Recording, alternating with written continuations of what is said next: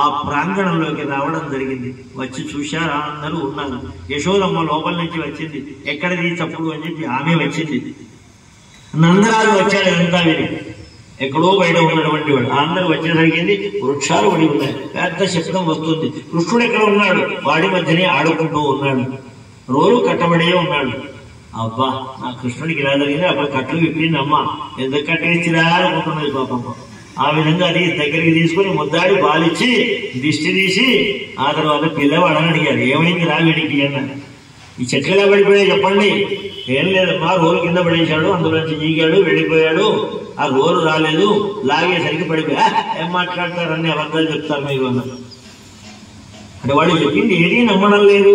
అంటే అది వయస్సుకు పెంచినటువంటి పనులు చేస్తున్నాడు అనేటువంటి విషయాన్ని అంగీకరించలేకపోతుంది ఆ మాతృ ప్రేమ కలిగినటువంటి తల్లి. ఆ విధంగా వాళ్లకు చూశారు. మళ్ళా ఎలా ఉంటాడు, ఇంతమంది వచ్చి కొంతమంది నమ్ముతారు కూడా అని చూస్తారు.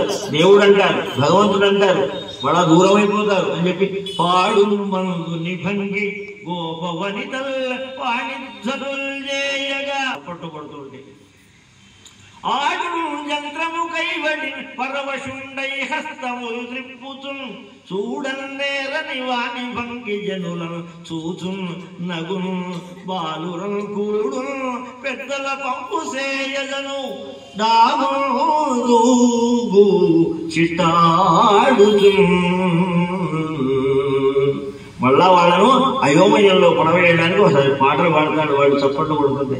వాళ్ళు ఏదో పాట పాడుతుంటే నాట్యం చేస్తూ ఉంటాడు, చేతులు తిప్పుతూ ఉంటాడు, పిచ్చి వాళ్ళే ఉంటాడు, పిల్లలు పిలిస్తే పోతాడు, పెద్దలైనా పని చెప్తే చేస్తాడు.